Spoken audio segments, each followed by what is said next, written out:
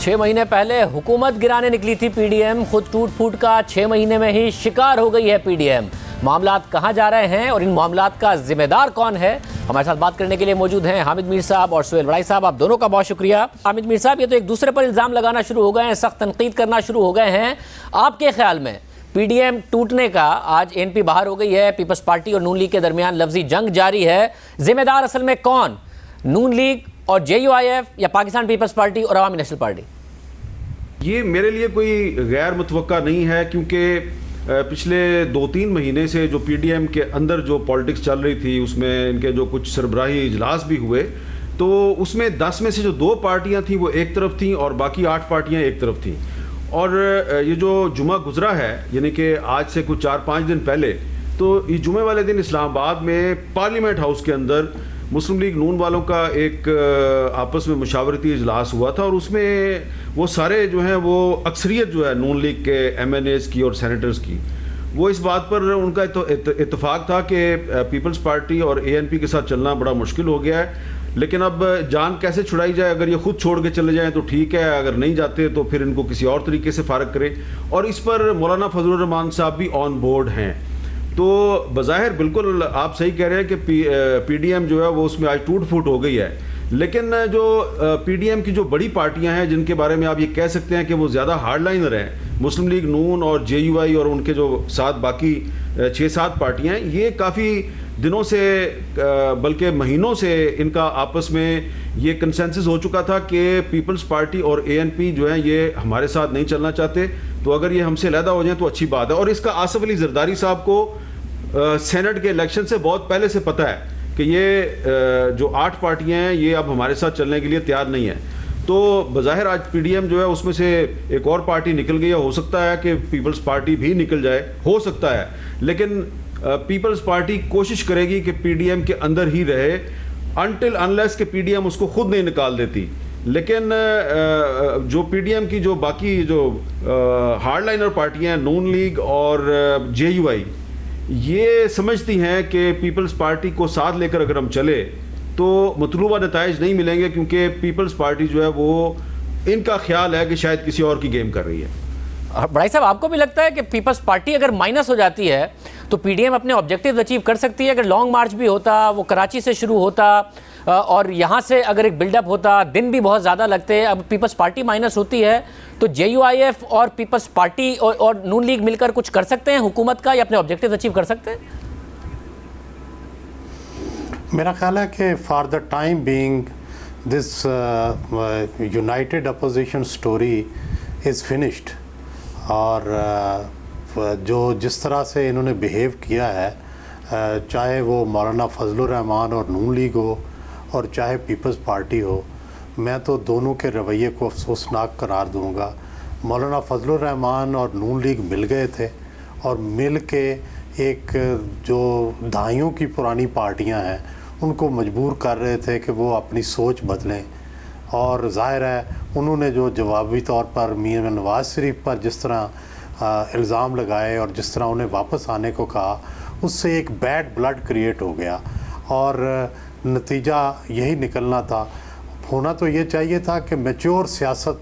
की जाती, ARD की तरह की जाती। ARD में भी बड़े इख्तलाफ थे, लेकिन हमेशा जो सरबराह होते थे वो पहले से मशवरे करके सॉर्ट आउट कर लेते थे और एक दरमियाना रास्ता जो है वो निकाल लेते थे। ये जो पीडीएम है इसने दरमियाना रास्ता ना निकालने का फ़ैसला किया है और जो शोकाज नोटिस थे ये तो तौहीन आमेज़ थे। और मेरा ख्याल है कि एक इंडिपेंडेंट पार्टीज़ को, जैसे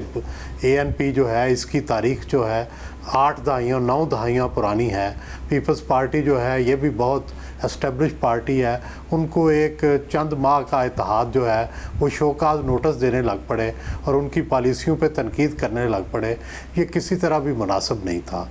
ये ना अखलाकियात के तकाज़ों के मुताबिक, ना सियासियात के तकाज़ों के मुताबिक। और दूसरी तरफ पीपल्स पार्टी ने जिस तरह एक तरफ़ा फ़ैसले किए, ठीक रेजिग्नेशन की हद तक उनकी जो तहफ़्फ़ुज़ात थे वो ठीक लगते थे, लेकिन रेजिग्नेशन के बाद जो चेयरमैन सेनेट में अपोजिशन लीडर का जो मसला था उसमें पीपल्स पार्टी ने बेअसूली की, और फिर इसी तरह जो जरदारी साहब ने इल्ज़ामात लगाए नवाज़ शरीफ पे, वो भी बेअसूली और एक तरह से सियासी तौर पर इल्ज़ाम तराशी के मुतरादिफ थे। तो ये दो चीज़ें जो हैं बिल आखिर ज़हर कातिल साबित हुई हैं। मैं समझता हूँ दोनों कसूरवार हैं, सबसे ज़्यादा मौलाना फजलुर रहमान, फिर नून और फिर पीपल्स पार्टी भी। और अब हामिद मीर साहब, ये इस वक्त इस्लामाबाद में और हुकूमत में क्या सोच है इस वक्त कि इनको आइसोलेट करके रखना है, एक तरफ हल्का हाथ और दूसरी तरफ भारी हाथ रखना है, या फिर जैसा कि वजीर आजम ने अपने स्पोक्स पर्सन को कहा है कि जी पीडीएम की परवाह ना करें, पीडीएम को की कोई टेंशन लेने की ज़रूरत नहीं है, ये फारिग हो गई है, उन्हें यही है कि अभी आपस में ही लड़ते रहेंगे, हमें कुछ करने की ज़रूरत नहीं है, या हुकूमत अभी भी कोई परेशानी समझती है और चाहती है कि डिवाइड एंड रूल करे इनके साथ? देखें शाहजेब साहब, मसला ये है कि ये जो कुछ भी हो रहा है ना पीडीएम के अंदर या गवर्नमेंट के अंदर, बहुत सी चीज़ें ऐसी हो रही हैं, ये आपको साल बाद, 1.5 साल बाद, 2 साल बाद हक़ाइक़ से पर्दा उठेगा। फ़िलहाल तो मीडिया में आपको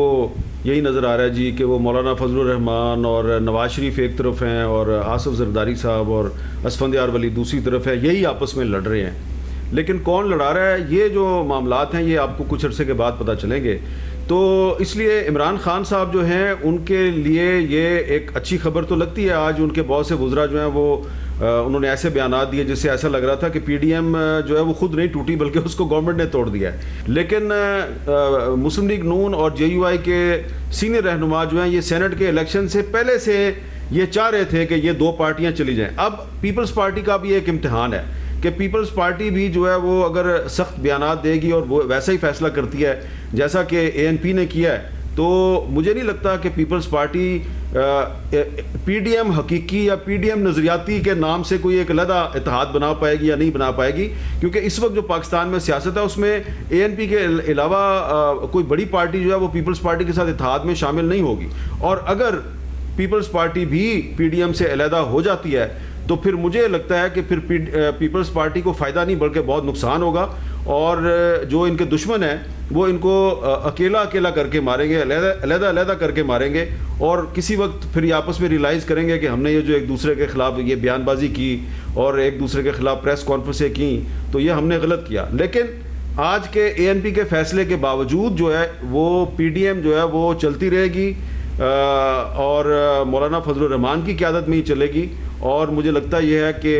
दोनों पार्टियां नून लीग और जेयूआई मिलकर अब ये साबित करने की कोशिश करेंगे कि पीपल्स पार्टी और एएनपी के बगैर हमारा इत्तेहाद पहले से ज़्यादा मौसर हो गया। वड़ाई साहब, हुकूमत के लिए फिर कोई परेशानी नहीं रही? इत्तेहादी वज़ीर आज़म के साथ खड़े हैं, वोट ऑफ कॉन्फिडेंस उन्होंने लिया, पीडीएम उसके बाद टूट फूट का शिकार हो गई, तो हुकूमत के लिए फिर अगले 2.5 साल में कोई परेशानी नहीं है कि उसे कोई गिरा सकता है या उसे कोई कमज़ोर कर सकता है?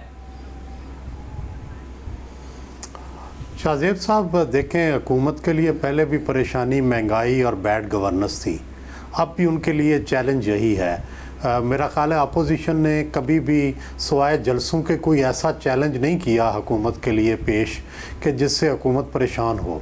अगर लॉन्ग मार्च होता या इस्तीफ़े होते तो परेशानी हो सकती थी, वो तो स्टेज आई नहीं। हुकूमत के लिए शुरू से ही चैलेंज महंगाई है और बैड गवर्नेंस है, यानी मुईशत